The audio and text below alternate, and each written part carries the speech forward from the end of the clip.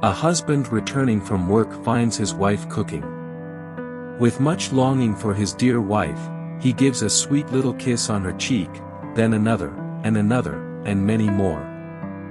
Very happily, they go to the dinner table. Suddenly, the wife's phone rings, a message from a friend wishing her good night. The husband sees the message and gets upset, without even bothering to check who that person was. He goes to the bedroom annoyed without having dinner.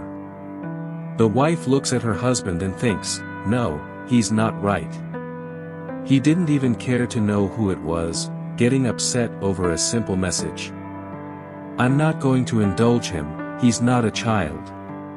So the woman stays at the table, finishes dinner, and goes to bed to sleep. The couple slept turning their backs to each other that night. At midnight, the wife starts sweating with a high fever, unable to speak.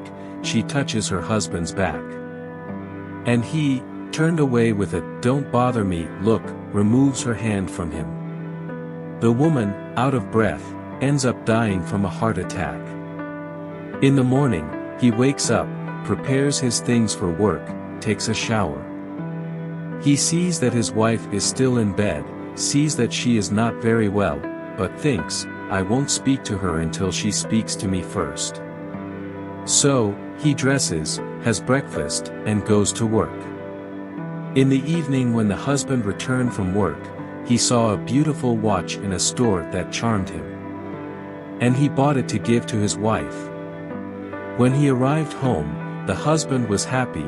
He was going to give a watch to his beloved wife and tell her how much he loved her, how passionate he was about her, and shower her with many kisses. So, he opens the door and goes to the kitchen. Because he was ready to surprise his beloved with that beautiful gift. But he sees that the small breakfast was still there. His wife hadn't had it. So he becomes sad and thinks, she's still upset with me, she didn't even have breakfast. So the man goes to the bedroom to leave his work bag. And he sees that his wife was still in bed, lying in the same position. Then, he's startled. He calls his wife and finally sees that she is dead. Then the husband cries a lot. And a little more, screams in despair. But his dear wife, she's dead. What do we learn from this sad story? We learn the truth of God's word, as it says in the letter to the Ephesians chapter 4 verse 26 where it says, in your anger do not sin, do not let the sun go down while you are still angry. What does this text mean? Never go to bed. Never go to the bedroom, angry with your wife, or your husband. Don't take pride to bed.